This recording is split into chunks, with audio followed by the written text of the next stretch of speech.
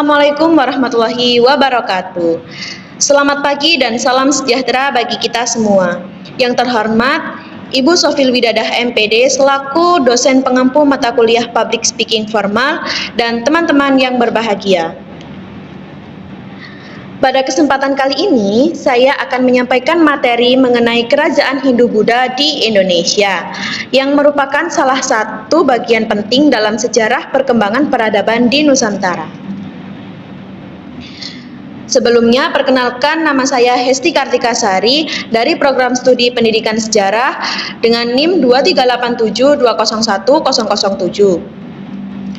Yang pertama, Kerajaan Hindu-Buddha merupakan bagian penting dari sejarah Indonesia. Pada masa ini, masyarakat mulai mengenal sistem pemerintahan kerajaan, tulisan atau aksara, serta bangunan megah seperti candi sebagai tempat ibadah dan simbol kekuasaan.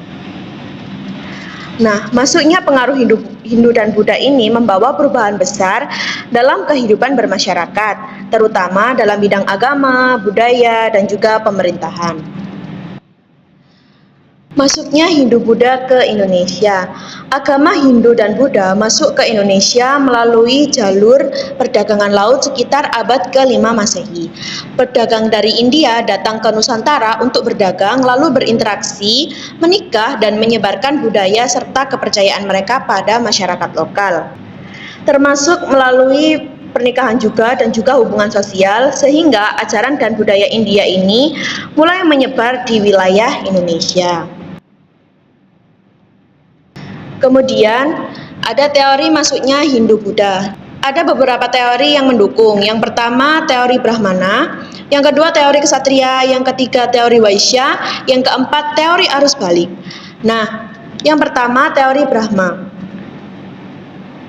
Teori Brahma itu dibawa oleh pendeta atas undangan penguasa lokal, di mana agama ini dibawa oleh para pendeta atas undangan dari penguasa lokal, seperti raja-raja kerajaan pada masa Hindu-Buddha.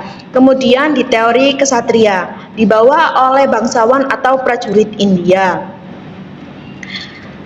Kemudian teori Waisya. Teori Waisya ini dibawa oleh para pedagang dari India yang menyeberang kemudian berdagang di Indonesia atau Nusantara. Kemudian yang terakhir teori arus balik, di mana orang Indonesia ini belajar ke India kemudian kembali membawa ajaran tersebut ke Nusantara.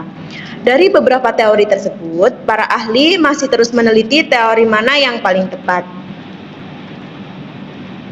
Munculnya Kerajaan Kutai atau Kerajaan Hindu-Buddha pertama di abad ke-4 Masehi hingga 6 Masehi.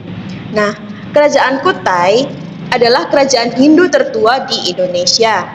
Kerajaan ini berkembang di Kalimantan Timur dan dipimpin oleh raja yang bernama Mulawarman.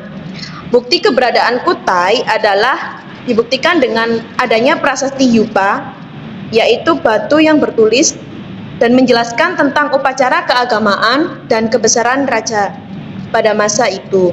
Dari prasasti tersebut kita mengetahui bahwa kehidupan masyarakat pada saat itu sudah teratur dalam bentuk kerajaan.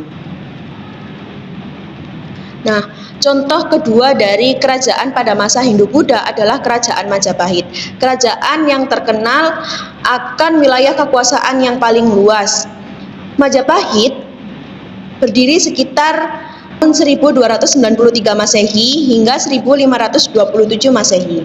Nah, Majapahit merupakan salah satu kerajaan Hindu terbesar di Indonesia. Kerajaan ini mencapai puncak kejayaan pada masa Raja Hayam Wuruk dan Patih Gajah Mada. Nah, Majapahit ini berhasil menyatukan banyak wilayah Nusantara. Nah, perlu diketahui bahwasanya Kerajaan Majapahit ini adalah anak dari Kerajaan Singosari. Karena pendiri Kerajaan Majapahit ini sendiri merupakan menantu dari Raja Kerajaan Singosari yang paling terakhir, yaitu Raja Wijaya. Nah, Sumpah Palapa yang diucapkan Gajah Mada ini menjadi simbol semangat persatuan wilayah Indonesia pada masa lampau. Kemudian kehidupan masyarakat pada masa Hindu-Buddha. Pada masa kerajaan Hindu-Buddha, Masyarakat hidup dalam sistem kerajaan yang dipimpin oleh raja. Agama sangat berpengaruh dalam kehidupan sehari-hari, termasuk dalam upacara keagamaan, seni, sastra, dan juga tradisi di masyarakat. Karena itu, kebudayaan Indonesia berkembang semakin kaya dan perpaduan budaya lokal dan juga budaya dari India. Kemudian ada peninggalan sejarah. Peninggalan kerajaan Hindu-Buddha masih dapat kita lihat hingga saat ini. Beberapa peninggalannya antara lain yang pertama prasasti, seperti prasasti Yupa, kemudian candi, ada Candi Jawi, ada Candi Bajang Ratu, kemudian arca. Arca itu sebagai simbol keagamaan. Kemudian kitab kuno. Kitab kuno ini menjadi sumber penting untuk mempelajari sejarah di Indonesia. Contohnya Negara Kertagama. Nah, peninggalan tersebut ini menjadi bukti bahwa peradaban masa lampau ini sangat maju. Selanjutnya ada sesi diskusi.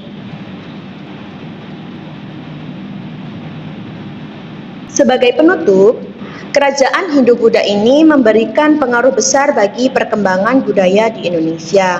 Nilai-nilai budaya, seni, dan peninggalannya masih dapat kita rasakan hingga saat ini. Dengan mempelajari sejarah, kita dapat lebih memahami jati diri bangsa dan juga menghargai warisan nenek moyang kita. Nah, sekian pemaparan materi dari saya. Terima kasih atas perhatian teman-teman semua dan juga mohon maaf apabila ada kesalahan kata dalam berucap. Saya akhiri. Wassalamualaikum warahmatullahi wabarakatuh.